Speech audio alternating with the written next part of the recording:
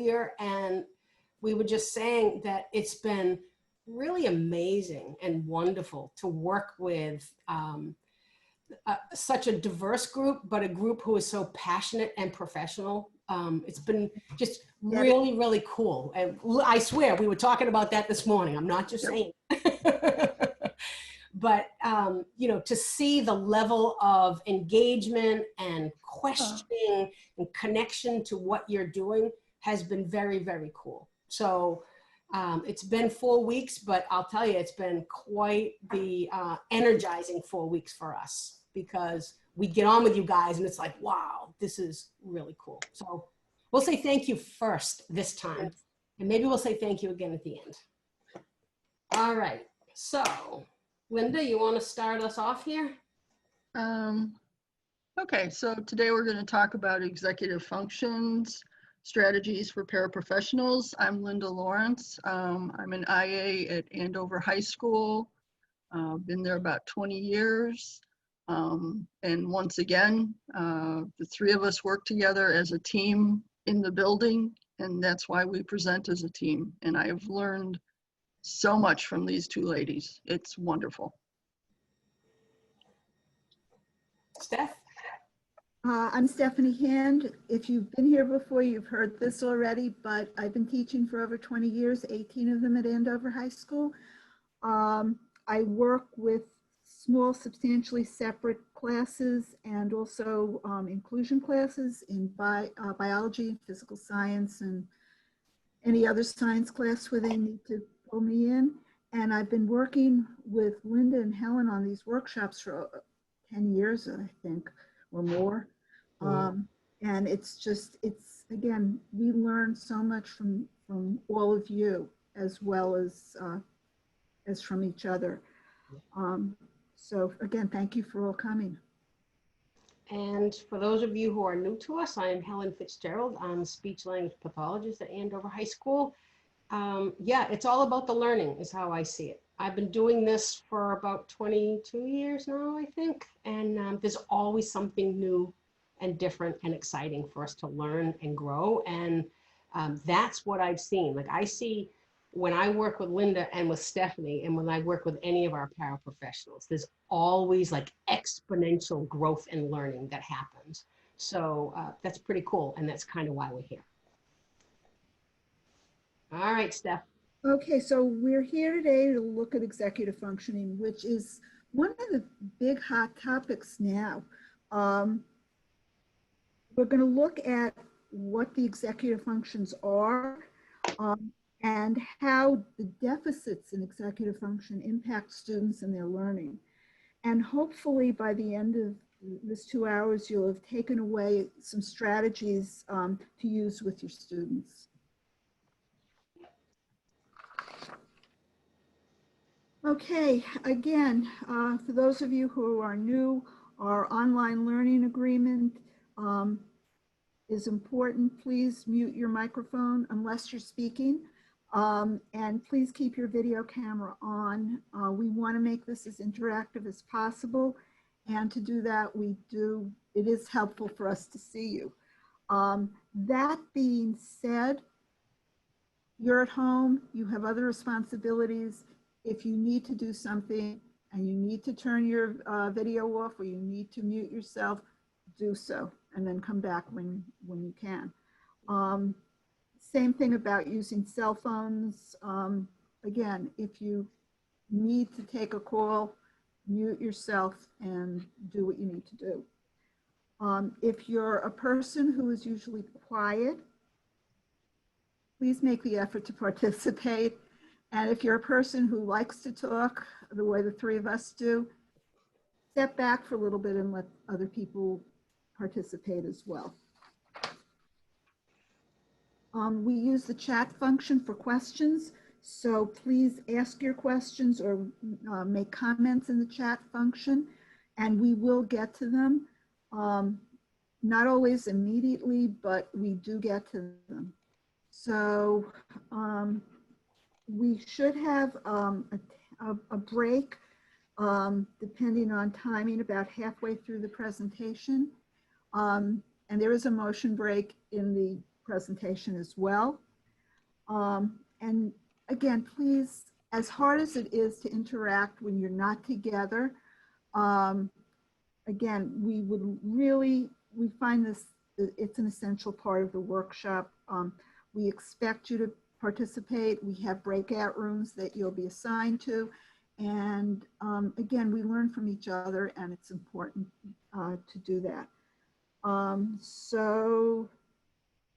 Yeah, Well, so Christina says, good morning. I don't know what I'll do next week, not meeting with you all. I feel exactly the same way. I'm like, wait a minute, what? Like, this is what we do on our Thursday mornings. Like, what? So hopefully we'll be able to do more of these down the line, but it's so true. Isn't that funny? Like, I was like, whoa. Well, Kathleen, are you still having trouble with the Kathleen Lyden on her phone and having trouble. Yeah. Hopefully she'll be able to. Yeah. Sometimes it helps to leave and come back in again. Yeah.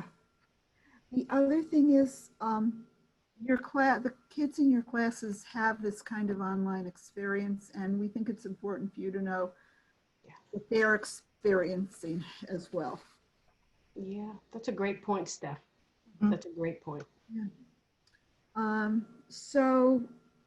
And the last thing before we get into the actual workshop is a quick review of Zoom.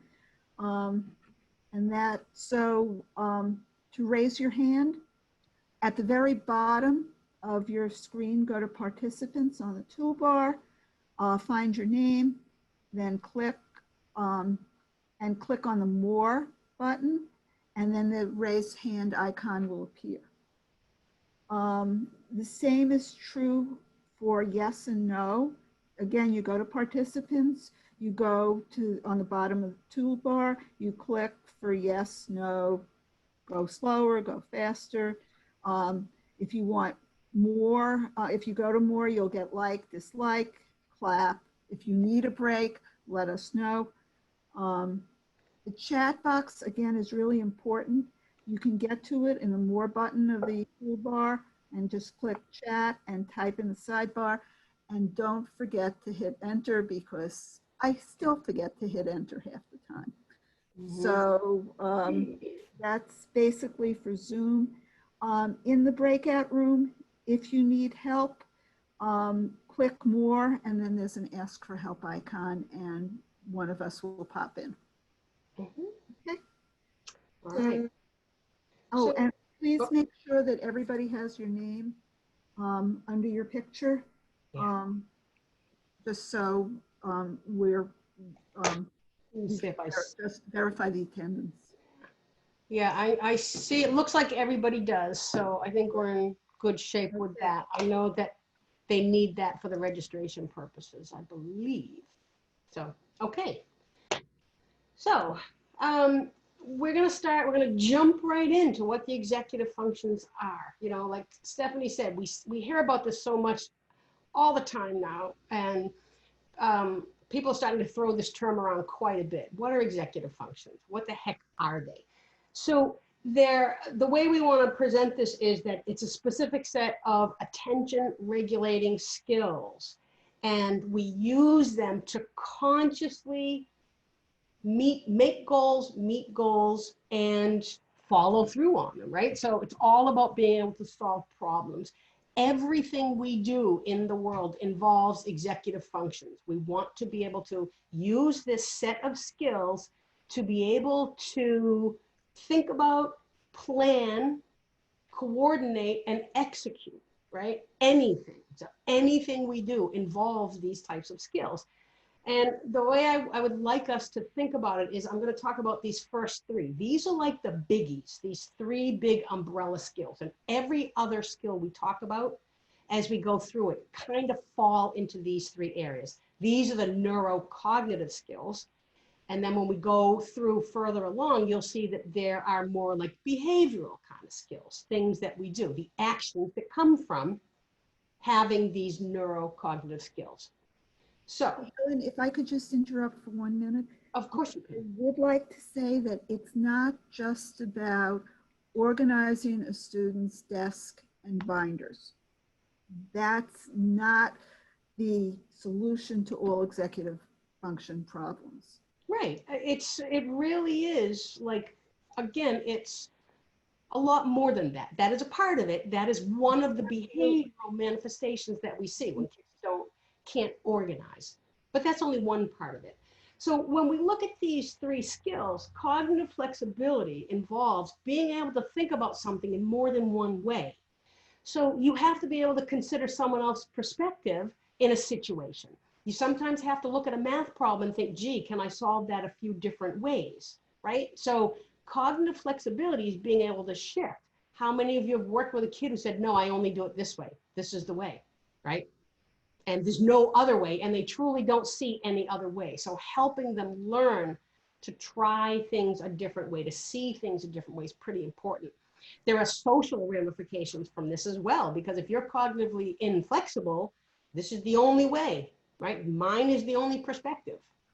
And that can get kids into trouble. They come across as kind of rigid and stubborn. So helping kids start to develop cognitive flexibility. Oh, I can think about it this way. I can think about it that way. It's pretty important. Working memory, this involves keeping information in your brain, and usually you need to be able to work with it. We only have a short little time in working memory unless we add some auditory information to it, or unless we have some visual support. But you have to be able to hold stuff in your memory in order to be able to think about it and work with it. Think about reading comprehension. If some kids with poor working memory, by the time they get to an end of a paragraph, they've forgotten what the beginning of the paragraph was about. It's really difficult for kids when they have poor working memory. So that's an area that we try to support as much as we possibly can. Inhibitory control. Anyone have any blurters in your rooms? Right? These are our blurters. These are the ones who tend to be brutally honest. They say whatever, it just comes right out of their mouths. That can cause problems for these guys socially, but also when it comes time to plan and organize an approach to something, they often are the ones who just jump headlong right in, boom, I'm starting, and then all of a sudden they're like, oh. Or they don't know how to follow through, or they jump right in and they haven't really figured out what the question is asking them. So they do this amazing job on something that's not related to what they were supposed to do, right? So these are the biggies, right? So the other part about this with the inhibitory control is that we have to be able to inhibit distractions. And that's really hard for some people, right? They just can't. They're paying attention to everything because they can't get rid of the unimportant stuff. That's pretty important. And especially then when we start asking kids about main idea. So not just those sensory distractions, but this idea of what is important and what can I ignore, right? That's where inhibitory control comes in. Okay. Linda. Okay, so these are just some of the characteristics that you're going to see in the classroom. And disorganized, messy, lack of focus or hyperfocus, and trouble starting or completing work. All of these, you know, the skills and the deficits are going to vary greatly from individual to individual. So really getting to know the student and what their strengths and weaknesses are in executive function is really critical. All right, let's see. We are going to try this, right, Steph? Are we doing this video? Yes, we are. We found this video online and we thought it was just a really nice summary. And just as a little add-on, when we said this was executive functions in a nutshell, that's something that we really shouldn't be doing. I used an idiom that a lot of my students would have no idea about what it means. But, you know, again, I'm assuming that everybody here at least has a sense of what it is. And it's a short version. It summarizes the executive functions. All right, I'm gonna try it. We'll see if Okay. it works. Uh-oh, Steph, this isn't working for me. Okay, let me back up, see if I can. By the way, I'm not a co-host on this, Helen, Oh, hold on, I think I but can if you can't get it, I'll go back and see if I can put the link into the chat. Hey, there it is. I think I figured out how to do it. All right, we ready? Okay, Let's great. try it. Okay. Executive functions are the mental processes that enable us to plan, focus attention, remember instructions, and juggle multiple tasks successfully. We can distinguish between three components. 1. Working memory. 2. Inhibitory control. And cognitive flexibility. All three are interlinked and influence each other. Psychologist Deborah Phillips from Georgetown University calls it the air traffic control system of our brain. Like an air traffic control system has to manage lots of airplanes departing and landing with perfect timing, we have to manage a lot of information and distractions simultaneously. Without good executive functions, disaster strikes. Let's look at the three different components. The working memory is responsible for processing information. If well developed, it allows us to manage multiple chunks of information at the same time. Complex tasks can be solved and deep ideas understood. Without much of it, our intelligence is limited. Inhibitory control describes our capability to concentrate, regulates our emotions, and controls our behavior during stressful situations. It's an essential skill if we want to change a childhood habit. Without it, we might have trouble controlling our behavior and can come across as weird. Cognitive flexibility is the ability to adapt to new tasks quickly and to change our perspective. If we have little of it, we can't adapt, get stuck in old thoughts, and have tunnel vision. We come across as stubborn and uncooperative. To demonstrate their roles, let's compare two imaginary teenagers, Anne and Jay. Anne is a working memory monster. She can keep lots of ideas in her mind at any given time and mentally buffers digits to calculate them in her head. Even if she gets interrupted or feels a change of emotions, she realizes but is still able to continue what she started. Jay's working memory is tiny. What Anne solves in her head, he has to write down. It's hard for him to read complex sentences or follow a longer train of thought. He gets distracted easily and starts thinking about something else.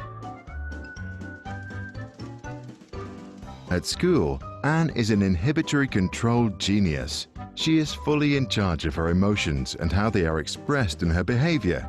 If a teacher loses his temper, she remains calm and friendly. It's easy for her to focus for long periods of time. As a result, her work is good and the feedback on it is positive. Jay's emotions instantly express themselves in his behavior, which he often fails to control. He can get distracted easily, and hence he has difficulties finishing what he started. His work remains mediocre. This can lead to negative feedback and a lower self-esteem. Anne's cognitive flexibility is great. She can change her perspective and find ways around roadblocks. At school, she adjusts from one subject to another at the speed of light. Jay has difficulty solving problems because his thinking is inflexible. To change his perspective in response to constructive criticism takes a lot of his mental energy. Even simple tasks like switching from talking to listening is hard for him. Others can find this annoying. Executive function develops mainly during the first 5 years of our lives. A caring, playful, and nourishing childhood is our best bet to increase them. Free play trains our inhibitory control, and games practice our working memory. Playing an instrument trains our brain to process the notes and to coordinate the right and left hand simultaneously. If others are listening, we learn to control our emotions. Movement is great as well. In football, each situation is new. Ball possession requires quick decisions and builds cognitive flexibility. One study showed that kids that walked barefoot each day for just 16 minutes improve their working memory, because when they do, they need to keep many things in mind. With a lot of practice as kids, we become real executives of our own mind. This then allows us to excel in teams and help solve some of the world's more complex problems. And since we are able to focus on them for a long period and don't give up easily, success is just a matter of time. Those of you who have some executive function can now maximize their learning from this video. Just turn off YouTube, take out pen and paper, and summarize the concept in your own simple language. If you fail this time, try again and then do it.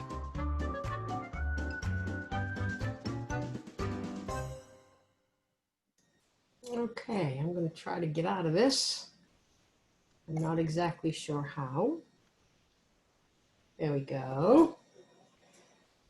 Okay, let me do this now. Where'd it go? Let me get rid of that and that, and you guys ought to come back. Okay, what do you see? I see the YouTube screen You see the YouTube screen. All right. with the next two suggested videos. With the next two, what do you see now? Okay, now I see page 9. Okay, and what else do you see? Anything else? Do you see That's my notes now? Okay. Nope. All right. Someone had asked if I could maximize the screen, and I actually have it as maximized as I can because I have my notes pages up too. So I actually can't maximize it more than it is. So I apologize if you're not seeing the whole thing. And maybe during our next break, I'll try to play with that and see if I can fix it for you. All right, Linda. Actually, before we do that, can I, Yes. I just want to point out from that video how important it is to play. Like, I don't know if you noticed that towards the end, but letting kids play, and this is so important for you as advocates for all of our students, even as they get into middle and high school, playing is such an important tool for students to learn to use their executive functions. Playing outside, physical activity, playing sports, playing board games, all of those help to develop our executive functions. So, you know, it's kind of sad to me that in school, we're all about do the work, do the work, do the work, and the worksheets without the play. Kids need recess and kids need time to play. And we know that after kids have done the work, one of the best ways to help them consolidate that learning is to play. So playing games is really important for our guys.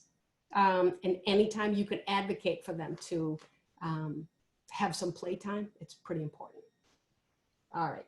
Okay, Linda, sorry. Okay, so there's no official diagnosis of executive function disorder from the DSM-5 at this time, but these difficulties are very real. So we see people with executive function disorder will have different strengths and weaknesses from individual to individual. Also, some are more standard depending on their primary diagnosis. So like with autism, the perspective taking is going to be, for most individuals on the spectrum, going to be harder than their working memory, will be a relative strength. So again, executive function skills and deficits come after the diagnosis.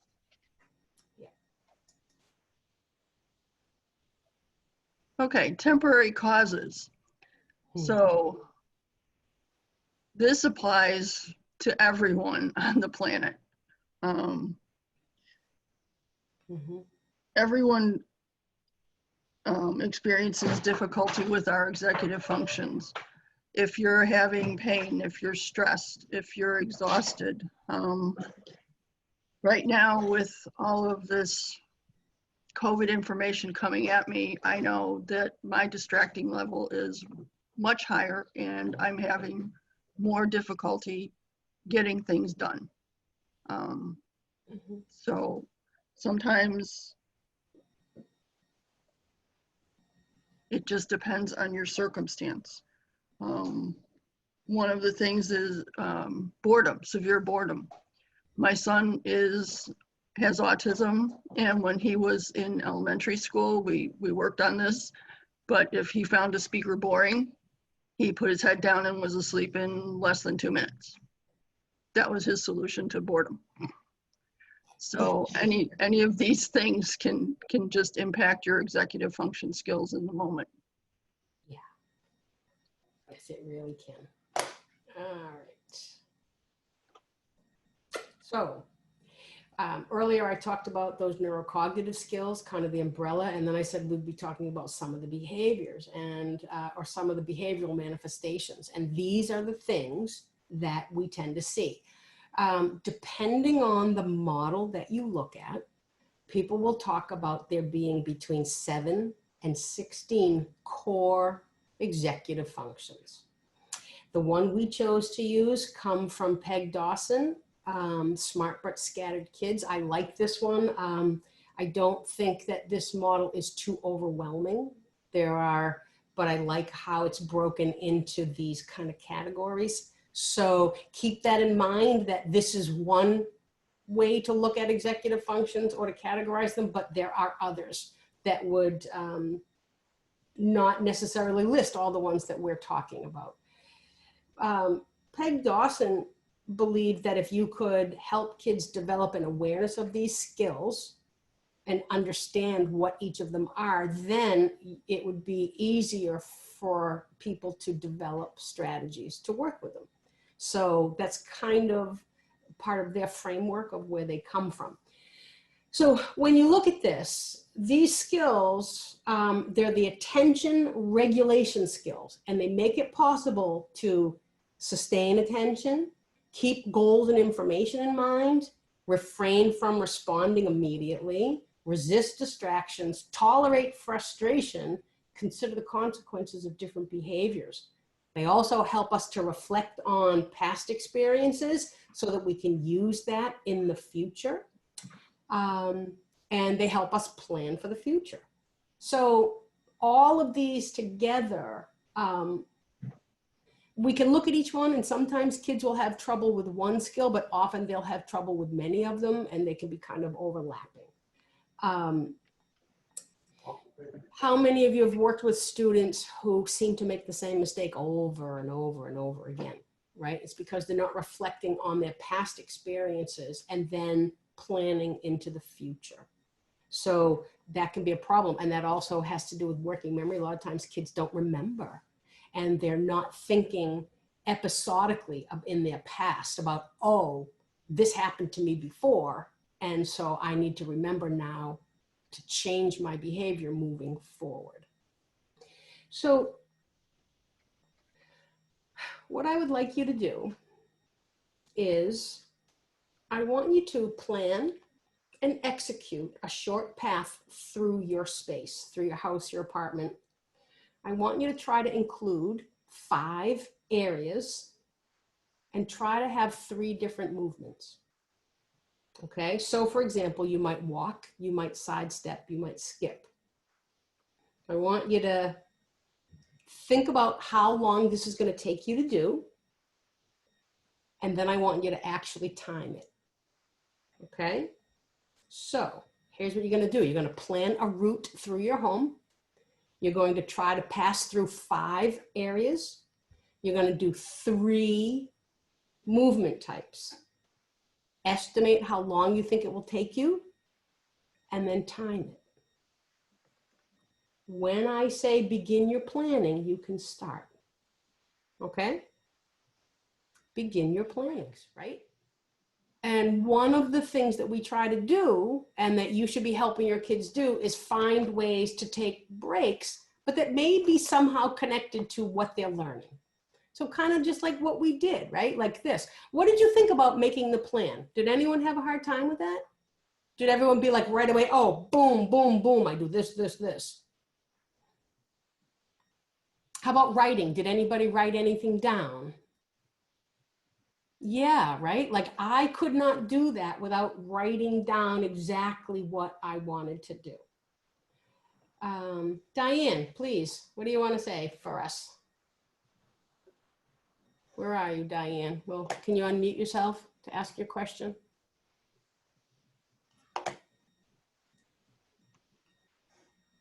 Oh, I thought that hand was raised, no? Oh, yeah, Diane, you there? No? Okay. If you change Can you your hear me mind. now?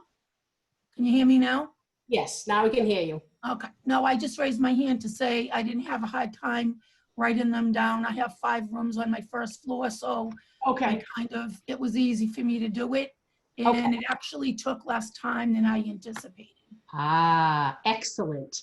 Did that happen to anybody else? Yeah, right. So another area for our students is this idea of time estimation. And they often, our students often run into trouble because they think something is going to take just a little bit of time. And instead it takes a long, long time. So anytime you're working with students, even when they're little, you can start playing this game. Ask them how long they think it's going to take. When they're young, I give them choices or I model and I say, I think it's going to take 5 minutes, and I might show them a visual timer. And then I say, what do you think? And we make a game out of it. Like, let's see who's closest. As they get older, I do make them start to time what they're doing, and I make them estimate. So if they can start to see across time, like, oh, I always think it's going to take 5 minutes. And really it takes like an hour and a half. But I keep thinking, oh, not a big deal. It's only going to take 5 minutes. So this idea of estimating what you do is really important. And think about what else you had to do. You had to think first, right? And you had to come up with a plan. You had to actually decide. Some people visualize better than others. Some of you probably visualized where you were going to go and what you were going to do. Some people can hold all of that in their working memory to get through the whole task. Others of us would definitely have to write it down. So, and that's just one simple little task. So think about that when we say to a student with executive function, go up to your room, get your shoes, make sure you have your backpack with everything in it, and come back down and get your coat, right? There's a lot that has to happen there for these guys in order for them to be able to do that. So unfortunately, they get in a lot of trouble because they go up to their room, they remembered that part, and then they're like, they didn't visualize it. They don't have a structure in place to be like, first this, then that. They're not talking it through themselves. They get to their room, then they see the basketball hoop and they're like, oh, I can shoot a few hoops. Oh, I got time. So they get into trouble a lot. And unfortunately, for them, it's really often just their neurology, not something they're doing on purpose most of the time. All right. So yeah, so that was fun. Movement breaks, right? Movement breaks are important. Like, let's get up and move a little bit. Anytime you can do that for your kids, they'll appreciate it. Okay, so the next thing we want you to do is think about yourselves. We put up the list again of the executive functions, and we'd like you to write down your top 3 strengths and your top 3 weaknesses. Mm-hmm. And really think about how well your own executive functions work. How do you compensate for your weaknesses to get done what you have to do? What different activities during the day, in school, at home are hard for you? What's easy for you? So for example, my best executive functions are planning, flexibility, and goal-directed persistence. And I know that. Mm-hmm. On the other hand, my organization skills are not so good, as anyone who's ever seen my desk at work can attest. And then I struggle more with emotional control and response inhibition. So I know where my weaknesses are, and over the years I've developed strategies to compensate for them, sometimes using my better executive functions to do that. Yeah. So just so you know, initiation means getting things started, starting stuff. Metacognition is actually thinking about your thinking and how you're thinking. Like, gee, how am I going to think this through? So that's what the metacognition one talks about. And I think the rest you can understand. And then if you want to share with us, raise your hand. If you don't, that's okay. Yeah. Or if you want to pop it into the chat, that's Yeah. okay too. Linda, what would you say your top 3 strengths are? Oh.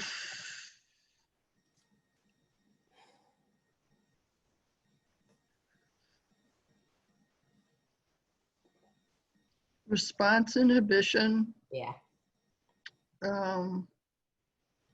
emotional control, Yeah. flexibility. Yeah. Yeah. Those are big for you. Which is See, I why- would have thought for you organization. It depends on the circumstance. At work, I'm incredibly You organized. are like, wow. Uh-huh. Steph will tell you my house is not.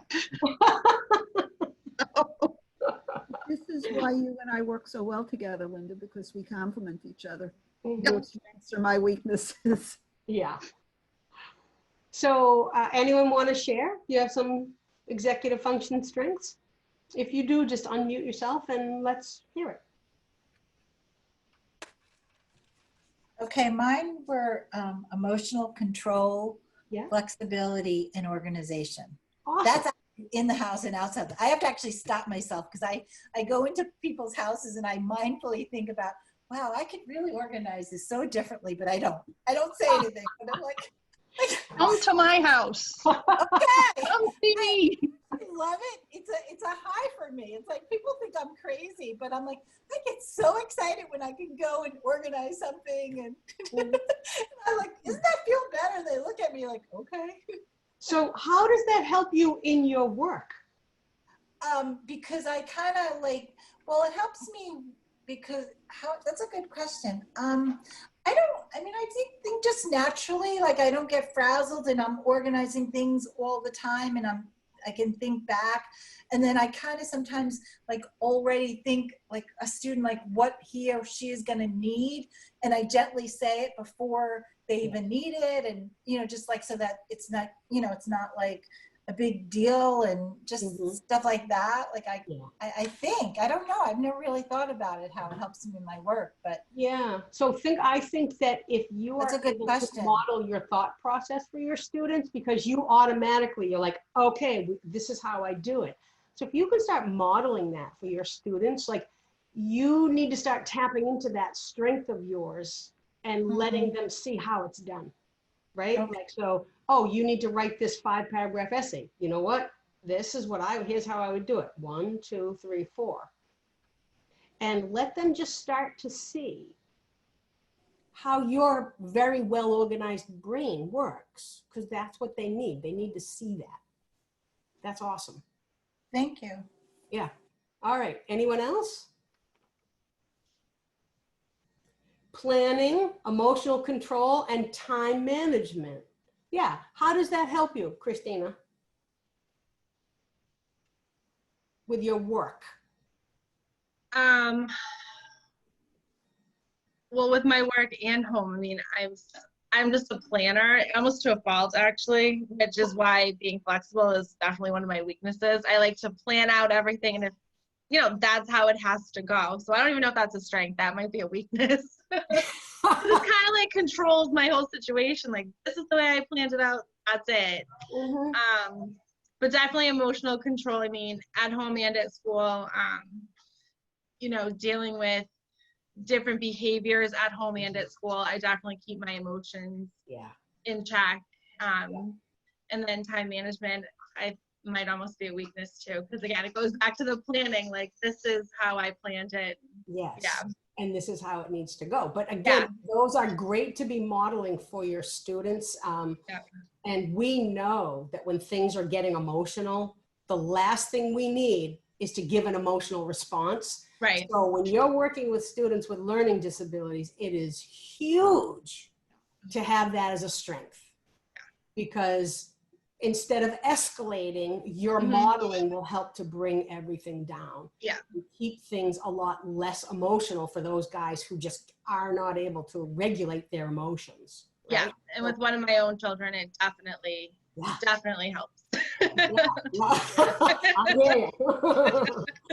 You know, it's funny you bring that up about the planning too, because that's something I've actually been working on. I'm like, I learned how to plan, right? To Yeah. compensate for not planning, and learned how to manage my time to compensate for not managing my time. And then all of a sudden, just like you, I was like, oh. Like, now all of a sudden I'm like, nope. Yep. This is how it must be done because Exactly. I learned it this way. Yep. So now I'm like, oh, time to start thinking about some of those other executive functions like, oh, cognitive flexibility.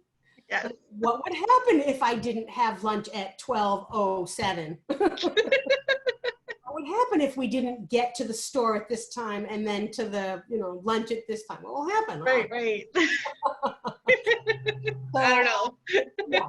So it's kind of important that we also remember that about ourselves, and remember that again, these are constantly evolving and changing. And I think the really cool thing about this is that we and our students can work on these and make changes when we want to. And I think that's pretty powerful, across time. Margie, planning, goal-directed persistence, and metacognition. That's awesome. Yeah. A lot of our students give up. They just give up. So to have someone who will just keep at it and keep at it and keep working on it is really, really important as well. Yeah. And time management, that can be an issue, right? I wonder if that's why some of us do well in schools when we're not doing well with our time management, because it's kind of managed for us in a lot of ways, right? Like, oh, you have to be in these places when that bell rings, or the teacher is telling us you have this amount of time. So, I think that in some ways that's very helpful for us. Not so helpful when we have long-term projects or we're trying to help kids manage their time for long-term projects. I tend to be someone that in the morning thinks I can do everything. So before I leave for work, I think I can exercise for an hour, read a 500-page novel, get the whole house clean, right? So that's that whole time management thing. So I'm constantly having to think, okay, how long is this really going to take if you do this? That metacognition piece, really, how long will it take you? Do you really think you're going to be able to exercise for an hour and clean the whole house before you leave for work at 6:45? Right? It's not going to happen. So Judy had a very interesting comment. What if a person can initiate, plan, prioritize, but can't ever finish a project? Right, exactly. That's that goal-directed, that's the goal-directed persistence. Follow through is important. Later on, when we get to it, we'll be talking about some work that Sarah Ward has done. She's a speech language pathologist who is really one of our experts in executive function. She's pretty amazing. And she talks about her strategy of, we'll talk about her strategy of get ready, do, done.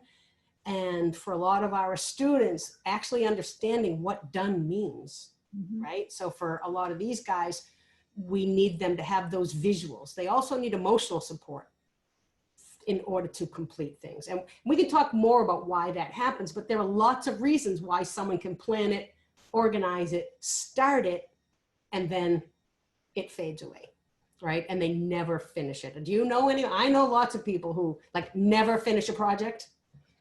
Yeah, drives me out of my mind. But you have to finish the project. It's not done until it's done. And what is done depends on what we're thinking of. In the house, if you've done a project in the house, it's not done until everything is cleaned up and everything's put back where it's supposed to be, right? Then it's done.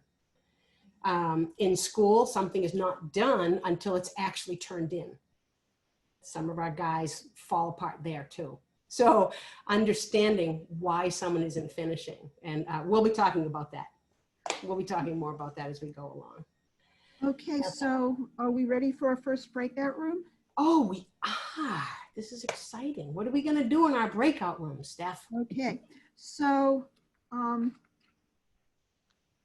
you've looked at your own executive functions. Now we'd like you to focus on one student that you've worked with who has significant executive function weakness, a significant executive function weakness, And we want you to think and describe how it impacted the performance.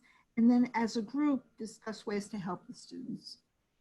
Okay, things that you consider are what their strengths are, what they're interested in, and what gets in their way.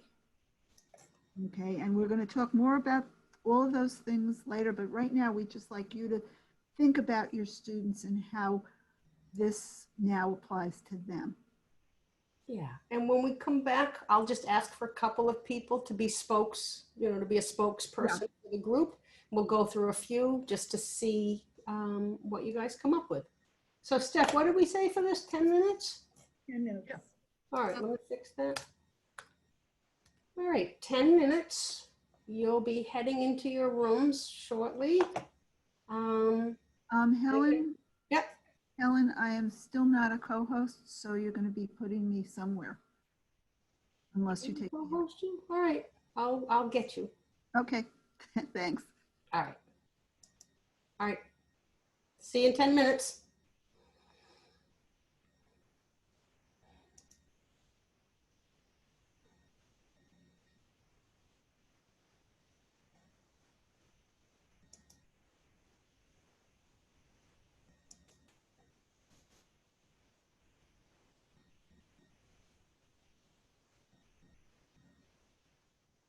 Why is she not going in? That's weird. Why are they not going in? Uh-oh, what'd I do? Let's come back. Kathleen Lyden will not go in. I don't think she went in last time either. Okay, nope. All right, so it won't let me. I was going to get Steph out, and I don't think I can. Just think she'll remember how to get out? Well, it says, I mean, Just when leave. you go in there, it says leave room. Yeah, okay. So hopefully she'll just leave. All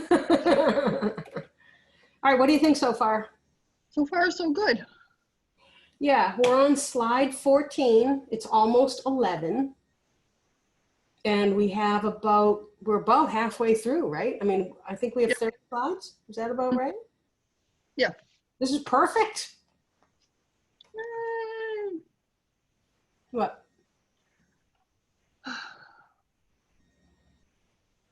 You good? Yeah, Okay. I'm nervous until it's done. It's just, I wish you could see what I see. I really do. You come across as just so reasoned and articulate. I wish you could see it. maybe someday, who knows?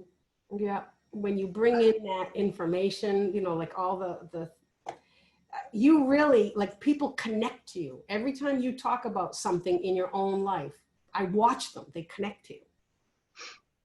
I see the head start nodding, and people are smiling and like, oh yeah.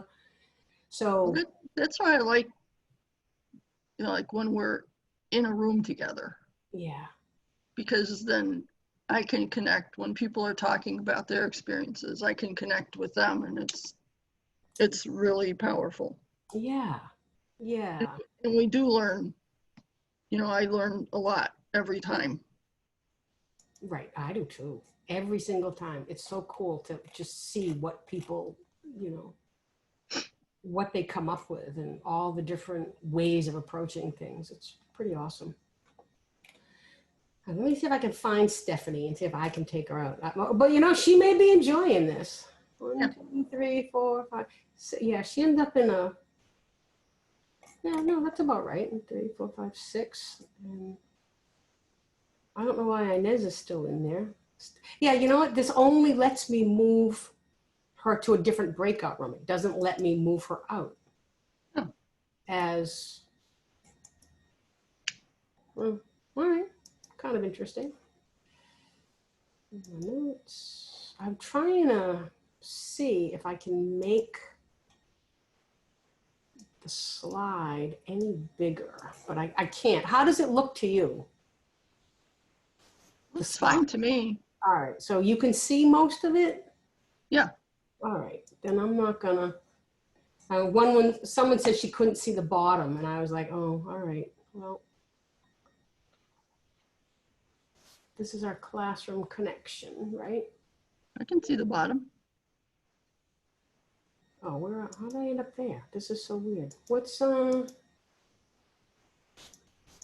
there we are, right there. Okay, we're on activity 1, right? Yeah. I got roadblocks at the bottom. I can see the whole thing. Okay, all right. So I'm not sure what's going on there. It might be part of her screen too. Yeah. But, all right, whatever. I think it's so sweet that people said, what are we going to do with our Thursdays now? I I know. love that. That's so nice. Yeah. I mean, I think this has been really awesome just to keep in the swing of things. Yeah. But I'm also ready to take some time and not, you know, and not think about this for a couple of weeks. I don't know about you. Yeah. Well, part of it has been a good distraction to not have to think so much about what's coming. I know. And it's like, what is coming? Right. But we don't know. You guys still don't know. No, I don't know. And people keep texting me. It's like, I don't know why they think I would have more information. Yeah. It's like, I don't know. Well, what if we go remote? Well, some of us will have jobs and some of us won't. I don't know what they're going to do. I just feel like they've so missed the boat on being creative because there are so many kids who, you know, we're struggling to get them involved. But if we could have a para, like really develop a relationship with a kid and he would meet with that para, you know, like why wouldn't we start doing things like that? Yeah. You know, like there are kids who will do anything for you, including get out of bed at 8 o'clock. So like why we're not thinking about doing that, like if we don't need to have 3 paras in a room while a teacher is teaching, you know, then we could be using some of them more like special ops for special kids. Yep. Like I think could be very helpful. The other thing is, I don't know that any of you have had time yet to actually sit and plan with your cooperating teachers, you know? We don't get our schedules till we get back. Yeah. So unfortunately, like I think in your partnership with the teacher, you guys would probably be able to come up with ways to best utilize your time. Yep. You know, but that's not happening. Yeah. We don't even know if we're employed. So I know, which is awful. It's just like, yeah. And if we are, what are we doing? Right. Right. Yeah. It's pretty awful. Someone said, and they had since March, you know, to figure this stuff out. Right. Right. I agree. And they're still not. Yeah. It's kind of a pain.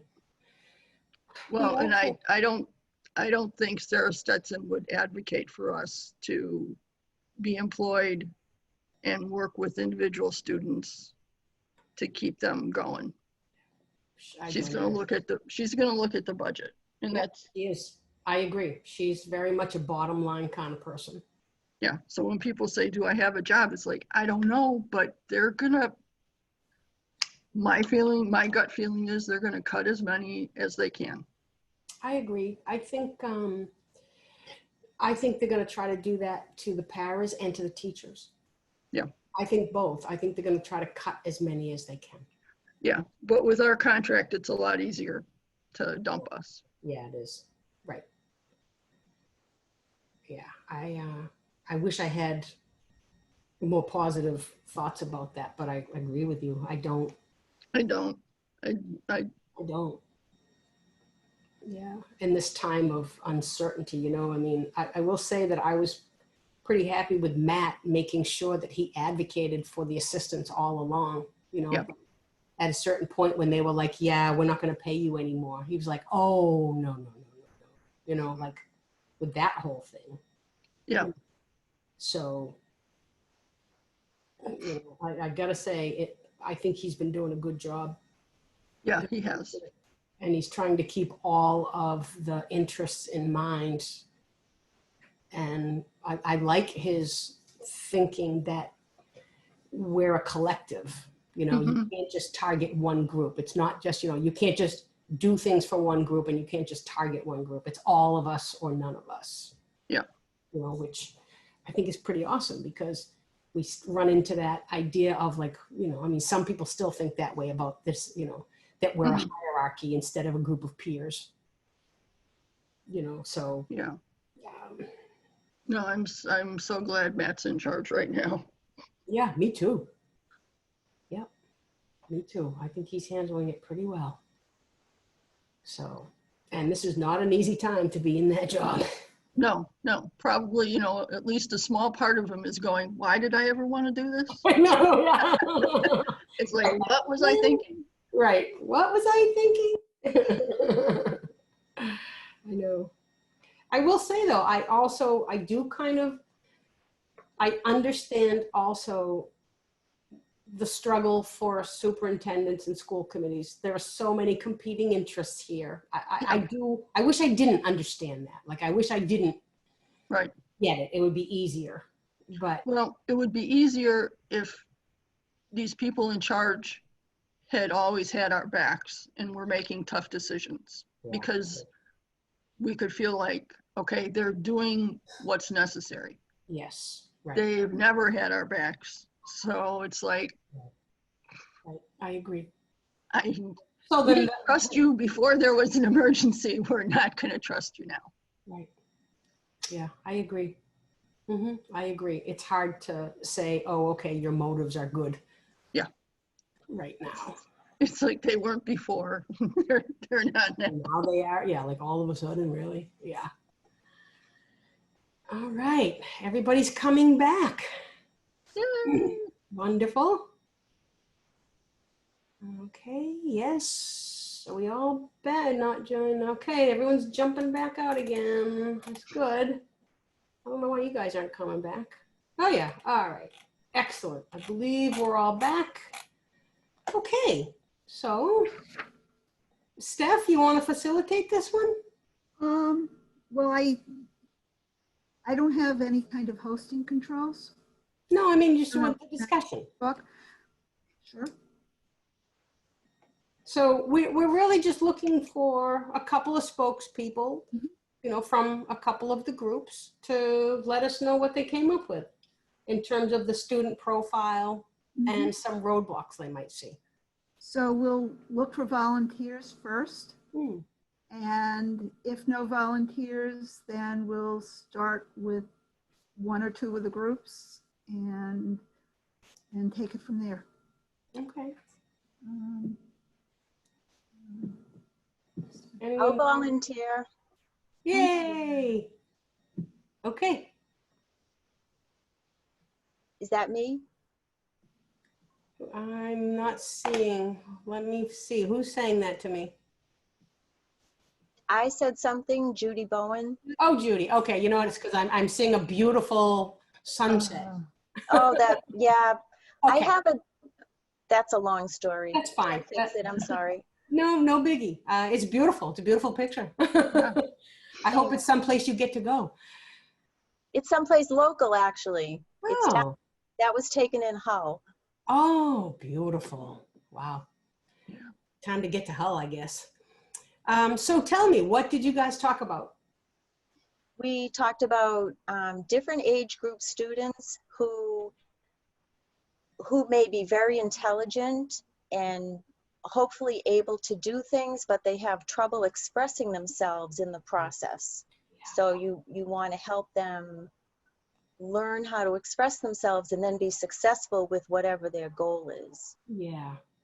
I think it's really interesting you bring that up, that your group talked about that, because for a lot of students with executive function issues, they have organizational issues, right? So it might be their backpack, it might be their room, but it also happens in their minds, right? So they often are really disorganized in their thoughts and in their language. So the fact that you said that they have difficulty expressing themselves, absolutely.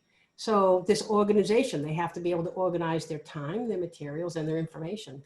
A very wonderful, intelligent SLP that I work with, Mary Ellen Bernier, that's how she explains it. She says time, information, and materials, all of those need to be organized So that information piece, right? And their thoughts, they need help organizing those pieces. So awesome. So that's a huge roadblock. Did you guys come up with any other roadblocks? We talked about, I happened to talk about a student that I worked with who had trouble because he perseverated not only on a topic or a specific animal, for instance, for a science project, but he also had learned how to communicate by perseverating on just a couple of sentences. Yeah. And it was the same type of thing. He wanted to express himself. He was very smart, wanted to be successful presenting a science project, but his roadblock was expressing himself in a way that other people didn't become confused or annoyed, or they may lose interest in what he's about to say. Yeah, right. And that also happens. Unfortunately, as human beings, most of us are only tolerant to a certain point. I think that we in our field are more tolerant, but in the general population, if you are not clear, orderly, and to the point, after a certain point, people are like, all right, done with you, right? I'm done. So get to the point. What are you trying to say? Those kind of things. So for these guys, if they're having difficulty organizing their thoughts, or organizing a speech or a presentation, you lose people. People lose interest. Absolutely happens that way. Thank you, lady. Anyone else want to share out?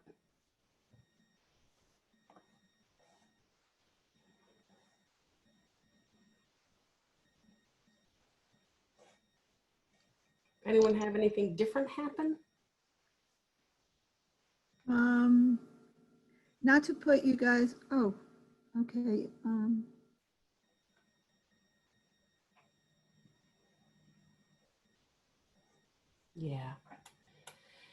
Yeah, some kids, they do fall apart. They get halfway through and then they just don't have the cognitive energy to keep going. They don't, Margie. It happens. Sometimes it's because they don't have goal-directed persistence. Sometimes it's because they don't have the emotional regulation.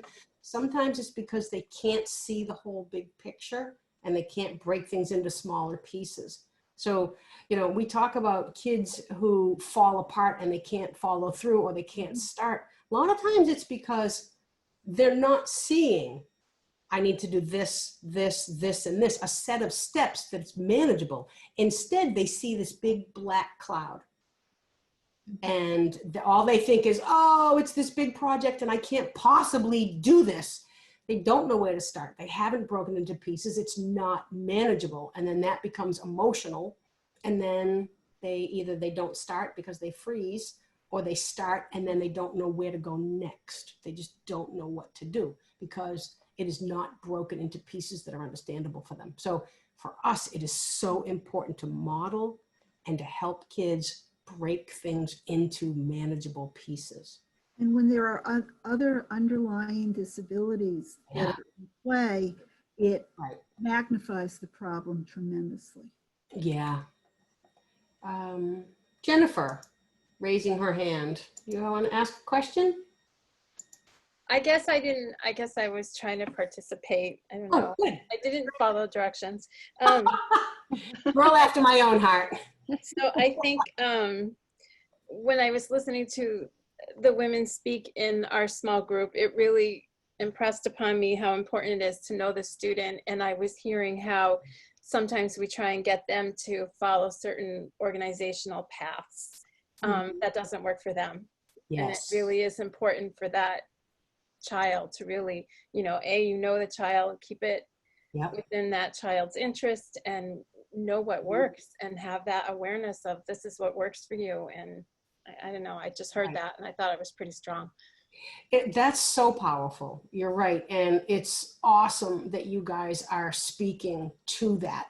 Typically, when I work with students with executive function, I say to them, my job is to provide you with a strategy, and your job is to try it and see if it works for you. So you have to give it a shot. Try it for a certain amount of time and let's see if it works for you. If it doesn't work, we throw it out. And then we find another strategy. So that is so important. And again, even with younger kids, getting them involved and letting them understand that they have choices and agency, even just saying to them, having them try to understand if something works for them, that involves monitoring, evaluation, metacognition. All of these are executive skills. So helping them to practice that while you're validating that, yeah, they are a unique human being and it may work for them and it may not. A lot of times I can't say all of us, but I know early on in my career, I was like, this works for me, therefore this is going to work for everyone. And then I was like, oh, yeah, maybe not. Yeah, maybe not. Maybe it works for me. So the other thing is they need a say in the matter. If they don't buy into it, it doesn't matter how good the system is, it won't work. Right. In fact, some will be like, yeah, you know what? You want me to do that? Well, forget it. Yeah. Part of them getting to follow a system is getting them to buy into it. Right. Right. And validating who they are as human beings. These kids we work with, you know, they're really not fools, and they do mostly understand when we're treating them with respect and when we're not, you know, or when we only see them as, you know, a job, as opposed to you're this human being and we need to really work with what you need. They see it. So, and I think that most of us understand that now. And so, yeah, so we can have these pretty powerful conversations. So thank you, Jennifer. That was really important for us to talk about. Yes, they get very frustrated. Yes, they do. Right. All right. Can I just interject here for a second? Of course, please do. One of the things that I brought up was going back to in-person learning. Yeah. And I taught summer school. And so one of the things is, one, I now had to help them understand that we're not going back on August 31st. We're not going to go back to September 14th. Yeah. So some of them was counting how many days so they could. Yes. They keep saying, oh, we're going to go back and our classroom's going to look the same. And I have to keep they're having a hard time understanding that there will be no more morning meeting rug. There will no, I work in an elementary school. Oh, yeah. Now you're going to be sitting in rows. You have to wear a mask every day. The bus is going to be every other seat, or your parents have to bring you to school. Even showing them pictures of the classroom. So working on this plan now to help them with, if their parents choose, because our district is, you either come to in-person learning, or you do remote learning and you have to do it till the end of the semester in January. Wow. And so as of yesterday, between 20 and 25% of our parents are choosing remote learning. Yeah. So, but it's working with them, and even telling if they're doing remote, it's not going to be like it was last spring. So right now it's a lot of that planning. Yes. And trying to get them to be a little flexible. So it's now looking to the future, not what we've already done in the past. Right. Right. And the fact, Cynthia, that you are providing them with pictures, anytime we can help these guys visualize what something's going to look like, that will help them tremendously. So helping them understand and actually see. Many of our students with executive functions do not see into the future, and they do not visualize. It's something we actually have to teach them how to picture something. And that's part of the reason why it can be difficult for them to remember the steps, to figure out the directions, because they're not actually seeing any of this. So anytime we can give them a visual model of what it's going to look like and talk about that, that's really important.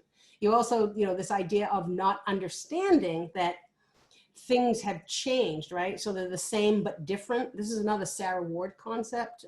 Really, really important to help kids generalize skills.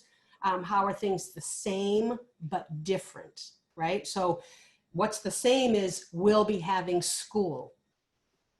That's the same. We will be learning. That's the same. Well, what's different?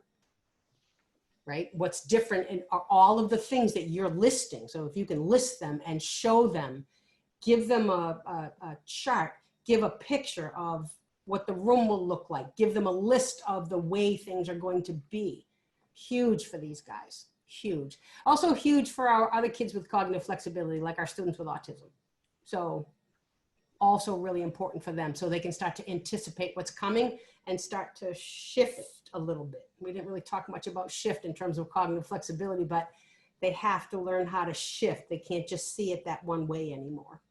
So Judy added something interesting into the chat about validating students' fears and worries. yeah, And then helping them to plan. yes, right. Part of what we talk about, and again, this is another Sarah Ward tidbit, but she talks about making the plan, and then we talk about the what ifs and maybes, right? So helping kids anticipate the future. So anytime a student generates a plan, or we're talking to them about going back to school, we now say to them and have this conversation of, so let's talk about the what ifs. What if we don't go back? What if we go back part-time? What if we go back all together? What if you go to the classroom and there's no morning rug? So thinking about things like that. And then we can start to say, well, maybe this will happen and maybe that will happen. So helping them generate some of the possibilities of what it might look like. So thinking in terms of the what ifs and maybes. Every plan, everything that kids do should involve that. So the what ifs help us start to determine what are the glitches or the roadblocks. Like there's a reason we asked you to think about roadblocks. This is really important because any plan has to include what are your potential roadblocks and what are you going to do about it when we're talking about executive function. So even for little kids, like what is the roadblock? The roadblock might be that you're going to feel really sad because you can't do morning rug. Okay, so what will we do about that? So any plan that we're talking about for kids to do things, but also projects, papers, every single plan should include that. Okay, so it's 10:18 right now. Do we need a break? A quick 5-minute break? I think so. Let's take 5 minutes and then we'll come back because now we're at this point where we're like, we only have 40 minutes left. So 5 minutes and then we'll dig in again. Right. Yeah, Christine, it's so true. Putting things off because you can't figure out how to organize yourself to do a big task. So true. That's why helping kids learn how to break it down is so important. It's with everything with her bedroom, her backpack, her schoolwork. Yeah, she's there's more things she's been diagnosed with, but I look at this list and I'm like, oh yeah, check. This is all her. Yeah. You know, it's funny. The executive functions, they take a long time to develop. And even for neurotypical kids, we're talking 26. And so for students who are not there, they can be 30, they can be 30, they can be 28, 30. And we have to remember for these guys, like for our own children as well, that they may be in 6th grade, but if they have executive function deficits, they might be functioning like they're in 3rd or 4th. Yeah. So we have to really consider that. The first time I heard that from Sarah Ward, I was like, oh. Yeah. So think about it, a 9th grader whose executive functioning skills are like a 6th grader.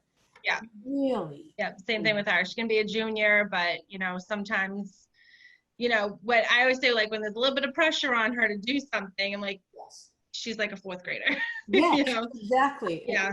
Yeah, exactly. I will tell you from experience that that when you give them the support that they need, they absolutely grow and thrive and become wonderful human beings and successful. And I think a part of this that we haven't really talked about at all is the idea of helping these guys in particular maintain their self-esteem. Yes. That's big, yeah. And I think doing this job that I'm now doing, I mean, I've only been doing it for 4 years now, but doing this job has helped me so much at home. You know, even like the trainings like this that we do, I can apply it at home and it just makes such a difference. So yeah, it really does. They need it. And you know what? It's good for you to, if you can apply it at home and at school, it's more practice for you. That's only a good thing. Yeah, I love it. I appreciate it. Right. But for a lot of these guys, rightfully so, unfortunately, they're concerned about being successful because they're in a situation where they're often not successful and they get caught by surprise and they're like, oh, wait a minute, what happened? Yeah. Like they think they're doing well. They think that everything's under control. And then all of a sudden it's like, oh, wait a minute. Yeah. You didn't do any of it. Like none of it's gotten done. And they truly can be surprised by that. So I know that for a lot of kids too, they feel like in their group of friends, they're the ones that are not the smart friend. You know, like even if they have all smart friends, they're the ones that's like sort of not smart. Yeah. Which is also not true. Not true. Yeah. Self-esteem definitely a big issue. It's huge. Yeah. It's absolutely huge. Play to those strengths, man. Play to those strengths. All right. So speaking of what you were just talking about, Christine, I think, Christina, this is pretty important as well. I'm not going to spend a lot of time on it, but what we know now is that your executive functions function differently depending on if you're in an emotional state or not. So we have a set of skills that we are able to access when we're in a cool state, if we're not all stressed or anxious, but a different set of skills have to come into play if we are in an emotionally significant or a significant situation. So there are a lot of studies done on this, but typically you use both your hot and your cool executive functions when you're solving real world problems. They're both deliberate and effortful, and they're self-regulatory processes. But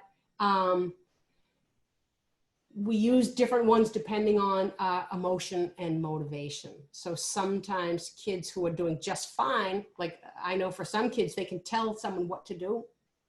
Oh, do this, this, this, and this. This is what you need to do. And then when they have to do it themselves, it's like, and they can't do it. So that's because they're hot. They're in a hot situation. And so they're not able to mobilize the skills that they need. So yeah, so it's like doing fine, great. And then all of a sudden when it's emotional, now you're back to having the skills of a fourth grader. It's really like that. And that's what I'm going to say about that. Stephanie's going to be proud of me because I'm moving on. Okay, so we have a handout for you. I'm going to also put this into the link into the chat with a whole list of strategies.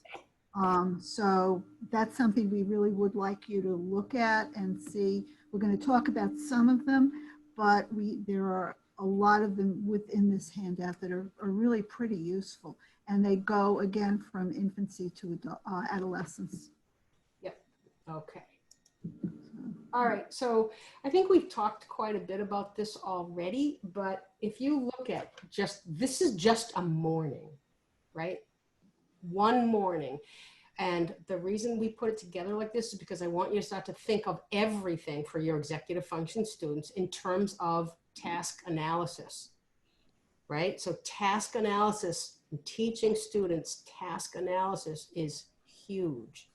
We need to break it down. It's not just get up and go in the morning, is it? Right? All of these things have to happen. And within each of these, there are sub-steps. So just to get out of the house in the morning, these things have to happen. And it's interesting because like I am a planner. So for me, my lunches are planned on Sundays. They're ready. They're planned and packed. Like I'm done. My outfits on Sundays, planned, ironed, everything set up, they are ready to go. So I take a lot of these pieces out of my morning routine because I know that I like to exercise in the morning before I go to work. So if I don't compensate for that later on, then I think that I can get up and exercise and, read War and Peace and do all these other things before I leave for work. So I just want you to keep that in mind, right? So even just, if you think about it, just to wake up and get out of bed, there are certain executive function skills that have to happen. You have to actually start it. You have to get your body up. You have to be motivated. You have to have motivation. You have to have some goal that's like, all right, I'm going to get out of bed. Well, a lot of these guys are not motivated by the things that motivate other people. They don't really care about the social praise. They don't really care about being late. Many of them don't. They're in that moment, and they know that in that moment they feel really good and they don't want to get up. So you have to have that. To pack your items for school, you have to plan, you have to prioritize, you need your working memory, right? All of these things come into play. You have to be able to think about what happened the day before, think about what you need for the next day. So every one of these has another subset of skills that are going to happen. So for when you're working with your students, if you can start to think, what is the task and what are the smaller tasks that go into it? And then what are any smaller tasks that go into that? Okay, major strategy for these guys. All right, we're not going to do this one right now, right? We're going to come back to that if we have time. Yes. Okay, so let's talk about writing. For a lot of our guys, they are so good at talking. And then you ask them to write something, forget it. They don't pass in anything, nothing ever happens. So I want you to think for a minute about some of the things that are involved in actual writing, the executive skills, right? You have to be able to plan. You have to be able to organize your thoughts. You have to be able to execute. You have to be able to write sentences. You have to be able to do the research. You have to be able to figure out what the question is actually asking you. You have to manage your time. Most teachers don't give an assignment and say, oh, pass it in whatever, pass it in next year, whatever, right? Most teachers don't do that. They say it's due on Friday. So just like you had to estimate that time for creating your path, these guys have to learn how to estimate, break it down into the task analysis, and how long will each piece take them. They have to evaluate, did I do it right? And then they have to actually turn it in. How many of you work with kids who do everything and then they never turn it in? So that can also be a problem. So figuring out and that's just like a basic. Beyond that, they also have to have sentence knowledge. They have to know how to write their sentences and organize their sentences. They have to have word knowledge, know what words they want to use. They have to know how to spell. So all of those can be potential roadblocks when it comes time to write an actual paper and organize an actual paper. And they also have to be able to initiate. We've had kids who can talk about things and really know what they want to say, right. And they can't. They'll stare at a blank piece of paper. Right, right. And they won't do a thing. They just can't execute, right? It's so complex. Writing is so complex. There's so many steps to it that it's anything we can do to make it simpler for our kids is what we need to do. And we're going to talk about a couple of those right now. So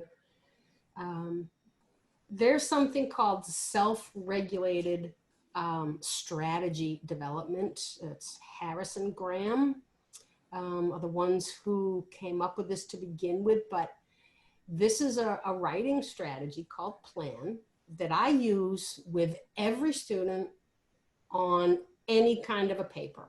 And the reason I do this is because it is so simple. Self-regulated strategy development teaches kids mnemonics, and mnemonic gives them the steps of what they need to do. So for every one of my students, anytime they have to write something, we talk about the plan. What is your plan? And the P stands for what is the prompt asking you? So before we let our kids, our impulsive kids, we're just going to go off and start writing or researching, we need to make sure that they understand what the prompt is asking them to do. That's huge. Once we know they have that in place, then we can start to think about what our steps are. L is list the big ideas. So typically I go with 3, just, as kids are learning this, as they become better at this, there may be 6, there may be 2, depending on what they're being asked to do, but list the big ideas. It helps kids in just a really clean way. Like, okay, here's what I'm going to be talking about, these 3 things. That way, if they start to go off track, you can go, wait a minute, this is your big idea here. 3 is add details.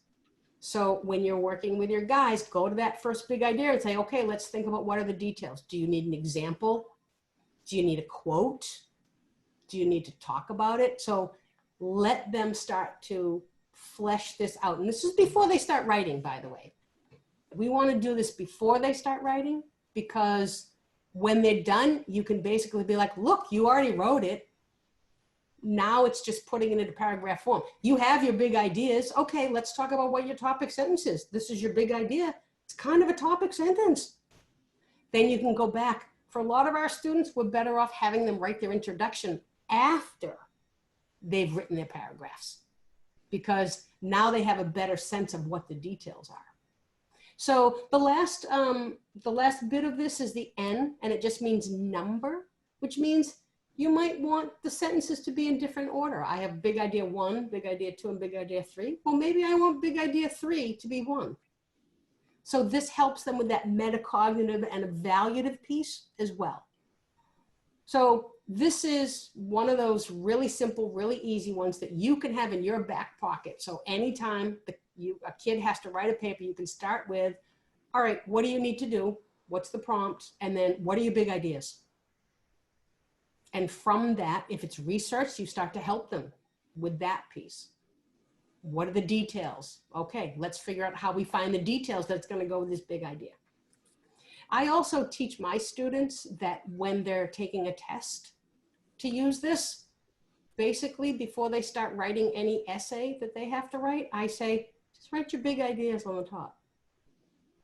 Do that first. That way, you don't have to worry about, am I remembering everything I need to write? You've given yourself a little bit of organization. You've given yourself some visual support. So just write, big ideas, 1, 2, 3, there they are. Just write them on the top and then get going. Helps kids to start as well. Table to text. This is also a Sarah Ward. This is fabulous. For this one, you create a 2-column table. And in the first column, you write questions that your student needs to answer for their writing assignment. So, who is involved? What did they do? Where were they? Why did they do this? And in the second table, so this is on like a Google Doc that you're sharing, you're typing this together. On the second one, the kids answer the question for you, and they have to type in a complete sentence. This is key. When the kid answers the question, because now you're scaffolding the information they need, they write a complete sentence. When they're done answering all of those questions, they just cut all the sentences from table, the second column, paste it into a Word document, and their paragraph is done. So for a lot of our guys, that translating, for whatever reason, translating from a template into actual sentences is really hard for a lot of our students. This way, if they just answer those questions, now think about it, discrete little pieces that are manageable, right? Just answer this question, just answer this question. When they're done, they cut and paste, their paragraph is done. So this table to text is very powerful, and it lets kids see that, they start to, what we want them to start to see is the planning process. If they do the planning process, the paper's pretty much written by the time they're done with their planning process. We have to drag kids kicking and screaming into this, but once you do this and once they buy into it, man, it's freeing for them. So that one is a second one that we highly recommend. And then the last, I don't know if I thought I put this in there, but I guess I didn't. Talk, let your students talk. They talk, you type. That is not cheating. You can help them frame and shape what they want to do. But anytime we want to teach our students that they need to talk it out first.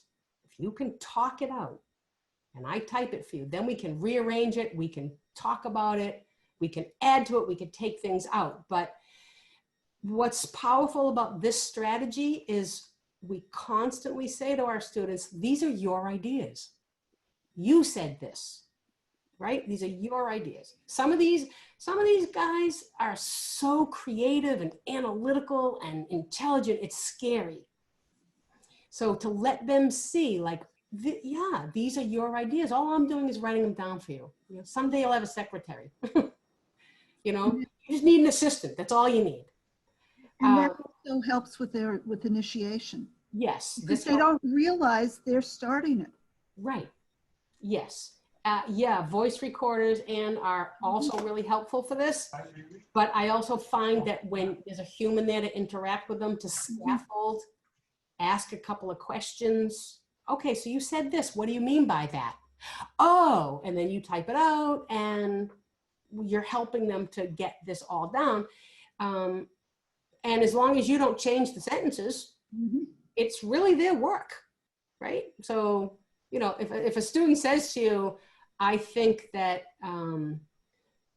the job is good because it's fun, and you write, well, in my opinion, this is the best occupation in the world because it allows me to do this, this, this, and this. Well, that's not right? But if you write what they say because that's what they think, this is 100% their work. You are not cheating in any way with these guys. You're facilitating the organization of their thought. So very, very, very powerful.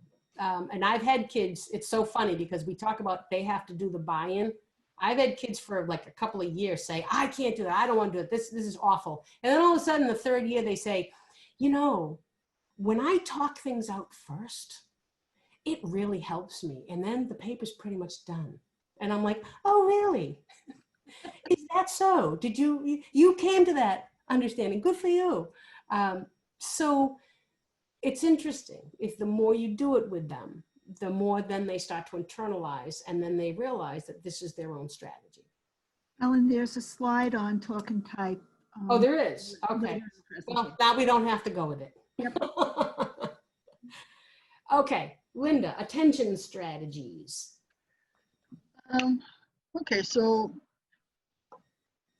you can use a chime or bell or music before giving important directions. This really depends upon your classroom setting. And also if you giving them a signal, you might want to change it up periodically.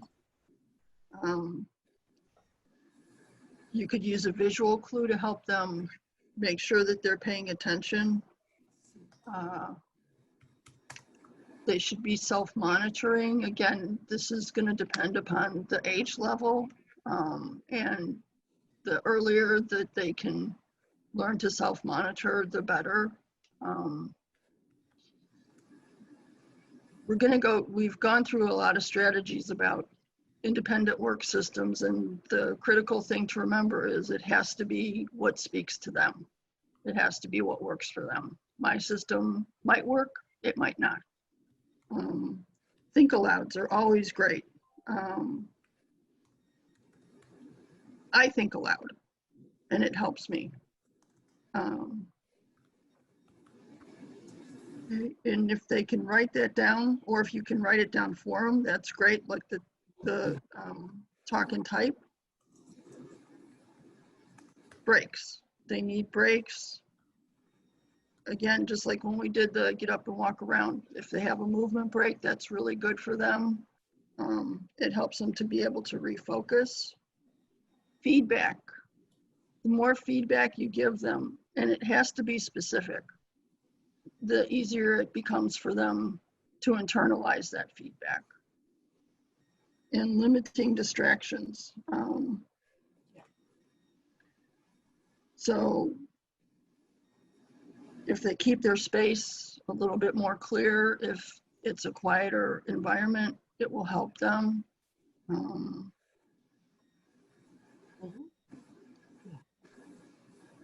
All right. I don't think we're going to do the item, right? Okay.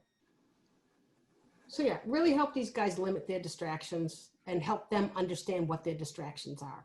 And we're going to talk more about that as we go along. All right, some emotional regulation strategies.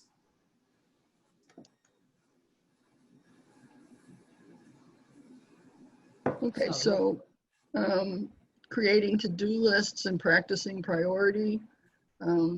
Declarative language helps students move from concrete to abstract thinking. Mhm. And that's really critical. Yeah. Teach the emotion of now versus the emotion of the future. So right now, I don't want to do this. It's too much. But it's like, if you look at the future and you've done this, how will you feel? Right. Self-regulating talk. This one is going to be hard for the kids on the spectrum, and for them to even be aware of when they're starting to stress is a hard thing for a lot of kids to learn, but it's really critical.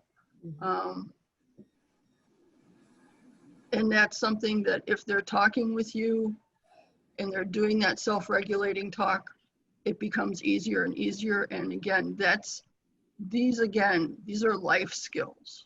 These are skills that are going to take them into adulthood. Yeah. And impact their daily life forever. I know that with my son Alex, getting him to self-regulating talk was a long, painful process, but it did eventually happen. And he is now much better able to regulate his emotions. He can feel when those things start to come up. And being non-judgmental, so declarative language is really critical, because you want to build their self-esteem. You want them to buy into these things, and they will learn how to internalize this when you're not making you statements, when you're saying what you observe. And then that's helping them to observe the same thing. Yeah, if you can do any, of all of these, if you can really start to use that, instead of the imperative, the commands, you need to do this, you should do that, you have to do this. Instead, say, oh, the paper's due tomorrow. You have 3 paragraphs to write. Say that, like, this is, just state what it is, right? Oh, you don't have a pencil. Everybody's writing. I see that everybody's writing. When you start just saying the observations, even sometimes just like, I wonder what you'll do. Even sometimes that. Now we're letting them take control, right? We're not telling them, we're not setting up confrontations, and we're teaching them just to kind of observe, right? And we're not being judgmental about it. It's just like, I didn't say, you are a bad student or there's something wrong with you. I said, it's due tomorrow and you have 3 paragraphs to write. So try to think about that as you move forward. That's pretty important. My guys always know what to do when they don't have a pencil. They come to me. It's like they are well trained on that one. I have a jar of pencils on my desk, and they know that if they don't have a pencil at the beginning of class, that's where they go. Right. And they don't even have to ask or make a big deal out of it. It's there. Yeah. All right, Steph, time management. So, yeah, we've talked about a number of these things. If you noticed in your breakout room, there was a timer at the little top counting down the minutes from 10 minutes down. Showing timers, showing them on the board or with a clock, or having them use if they're allowed to use devices in class. There are timers all over and they're really helpful. One thing that we had some professional development on, and that was, instead of saying you have 5 minutes left, say you've used up half of the time that we have for this activity. A halfway through sometimes is less anxiety provoking than an actual time. We've talked about practicing estimating times for tasks. This is really important because, especially with things like initial initiation. If a kid thinks it's going to take them 2 hours to do a paper or to do a homework assignment, that may freeze them and they may not even start it. But if they write down, they think it's going to take them 2 hours and it actually takes them 20 minutes. That knowledge is really important, and it also can be anxiety relieving and moving ahead for the future. So if they learn how to estimate time for a task and then compare it with actual time, it's a really good tool. In the breakout room and in our conversations, a number of you brought up things like checklists and visual support and modeling. These are also really good ways of showing kids how they can improve their time management. And the other thing is, there's a difference between something being important and something being urgent. If something has a due date of tomorrow, that's more urgent than something like an important paper that's due in 2 weeks. Yeah, right. So there can be long-term consequences from important things, but the urgent things have to get done. Yeah, there are any number of reminder apps for kids, and these are really helpful too, because kids love it if it's on their phone. So that kind of apps are really good, and much as I hate a lot of dependency on technology for time management, it's a godsend. Yeah, and I really believe that every student should have a daily list, a weekly calendar, and a monthly calendar. Everyone, and it should start early, very early. So the daily one is one that they would change according to priorities. The weekly one lets them know at a glance what has to happen, what responsibilities are for the week. And then the monthly ones help with long-range planning for projects and papers. So every single student should have all three of those types of time management tools. Okay, Linda, initiation. So here we are. How are we going to get kids to start things? So this can sometimes be the hardest step because they're thinking of the amount of time and work and they just go to shut down. So using a study buddy, if you are pairing them with someone who's very good at this and is willing to be helpful, it gives them a good model of how to start. And you're just looking right now at getting them started. You want to break it down into small pieces, and they need to be able to say, I can't do it all, but I can do this. I can't do all 20 math problems, but I can do 5 right now. Yep. Starting one section before you leave class. That could be as simple as putting your name and your date on a handout and listing it in your homework agenda. You've started that process. When you're talking about initiation, you want to remember that you want to break it down into the smallest steps possible. That way they can have success. You want to make sure that they can succeed at the one step and then go to the next step. That success is going to, again, build their self-esteem, and they'll be able to do a bigger chunk next time. A lot of these have to do with emotional regulation and motivation and playing little games with ourselves. You know, like, I don't know about you guys, but there are times when I'm like, oh, I need to clean the house. I don't want to clean the house. Well, all right, you know what? I can do some dusting, or I can just wash the floor. Or once I get into it, then I'm going. Same thing when I'm running. You know, if I want to go for a run and I don't feel like it, well, just go for 5 minutes then, Helen, and see how it goes.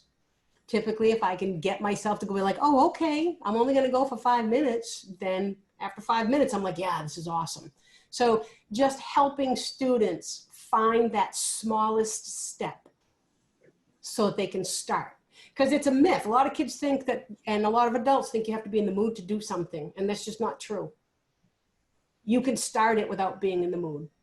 So helping kids find that smallest step so they can feel successful and it gets them to start. Often that's all it takes. All right, Linda, organizational strategies. Okay, so with organizational strategies, you want to keep it simple. First thing I try to get kids to do, no matter what, name and date, or at least give me a date. High school students, they're like, I'm not going to put my name on this. At least give me a date. It makes it so much easier when we have to go through things later. They should keep really in a working binder just the things that they're currently using, and we can use storage binders. I've worked with a lot of math teachers, and what we do is kids have the current unit, and as soon as we're done with that, we actually take it from them, stick it in a folder, and it stays in the room until the final. Right. So that everything is there, but nothing that they don't need is still stuffed in that binder. Schedules and to-do lists are absolutely essential for these guys. Small steps, again, small steps, which goes with avoiding information overload. If you're doing small steps, you're automatically not going to overload, which is what you want to avoid. And self-directed talk, again, the more that you can model that, the more that they can start to practice it, it will become internalized and just help them to keep making progress. Consistent routines, so always maybe approaching their homework in the same way. Using checklists and visual models. Small action steps. Again, there's apps that they can use. There's Google Keep, OneNote, Evernote, Remind Me. Some teachers are now using an app that they can send out a text to all the students. Tomorrow's the test. That's awesome. Tomorrow's the project is due. If their teachers aren't doing that, if they can set up an app that sends them a reminder, that's a good thing. Even calendar on the phone. Yep. Most kids have a phone now. Just the calendar app itself will let you set up reminders, and that is huge for these guys. So to the point made earlier, we need to find what works best for a student. Some kids really like having a calendar reminder, a sticky note reminder, like on their computer. Other kids really prefer an app on their phone. So go with that. In terms of homework, having a homework routine is really important. So getting kids to commit to doing homework at the same time. They also should have a dedicated space.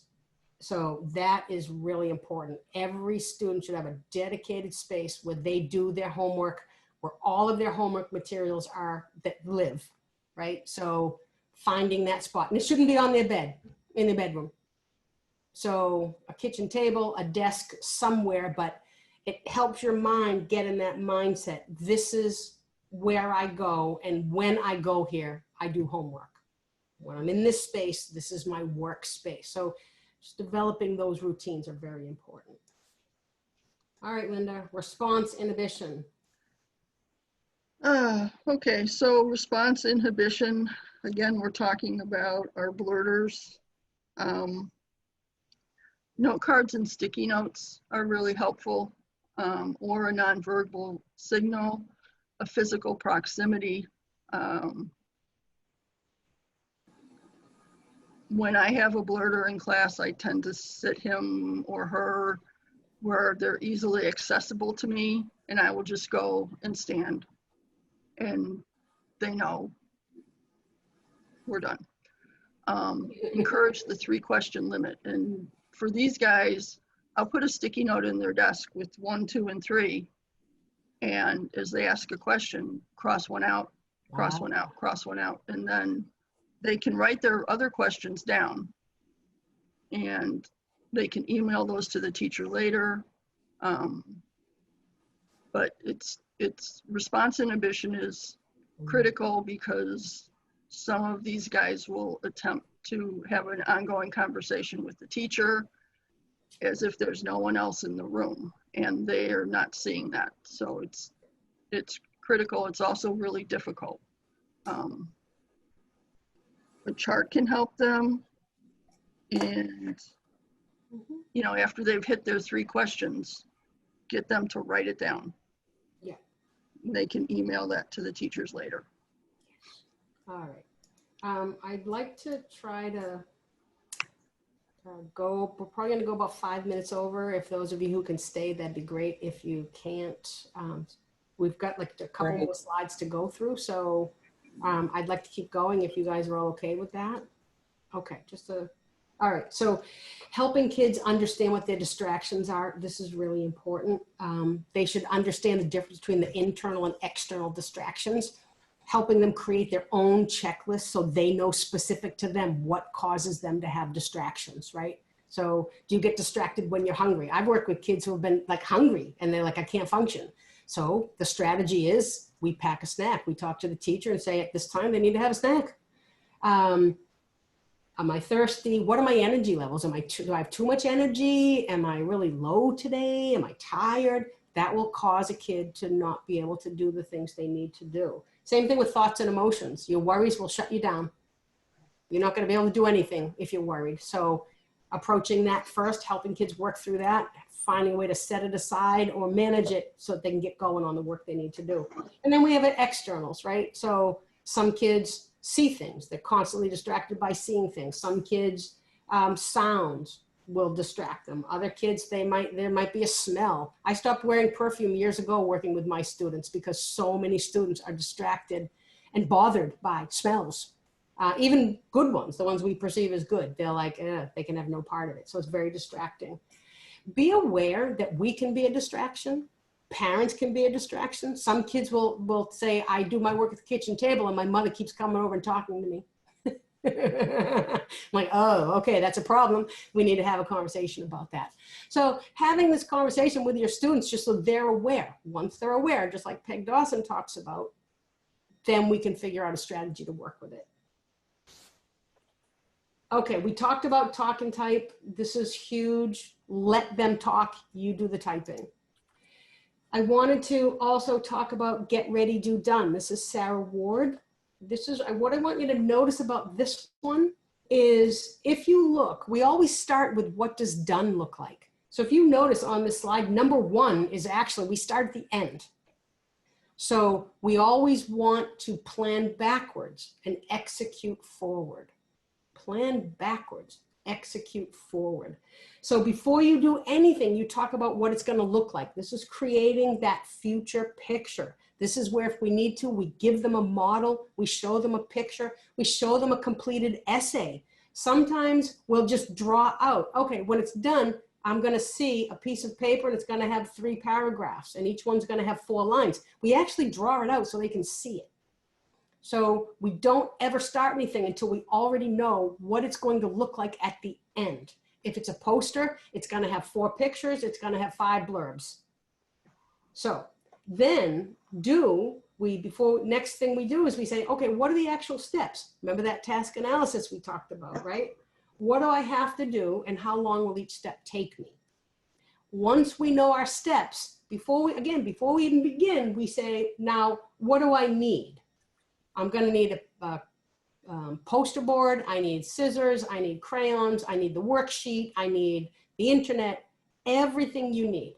Once you get to that place, now you start. You have your materials, you do it, and then done. Now, done is an interesting picture because Sarah Ward has also added in a piece that says get done. So done is not when you've actually finished. Done is whatever has to happen next. Do I have to pass it in? Do I have to, I did my laundry, but done means they're folded and put away. You see? So what is the actual, what do I need to do to get done? I need to turn it in. I need to turn it in online. I need to hand it in to my teacher. Or I need to fold them and put them away. I need to unpack the bag, put the bag where it belongs for the next day. That's done. So that is a really important slide if you can get kids to be doing this. Okay, and then our last slide, Steph, do you want to talk about this? I think Just really quickly, consider the fact that you're working with kids who have learning disabilities and their executive function is impacted by their disabilities. So kids who have real serious social and emotional issues, anxiety and depression, not being able to initiate or execute or organize is only going to be exacerbated by and acerbate their disability. Same is true with kids who have ADHD, with kids who have language learning disabilities, and with kids who are on the spectrum. So executive function is huge for helping all of these kids develop strategies to overcome and to work within in the best possible way with their disabilities. So please bear that in mind. It's essential that they develop these strategies early, that the strategies keep being reinforced, and you will have really given them so much that they will take with them when school is a dim memory. Yeah. Yeah, Christina, if people don't understand that get ready, do done strategy, it can really go wrong and go bad very quickly. We don't want that. We really want, there are tons of templates out there now, lots of information about these strategies. Sarah Ward is amazing.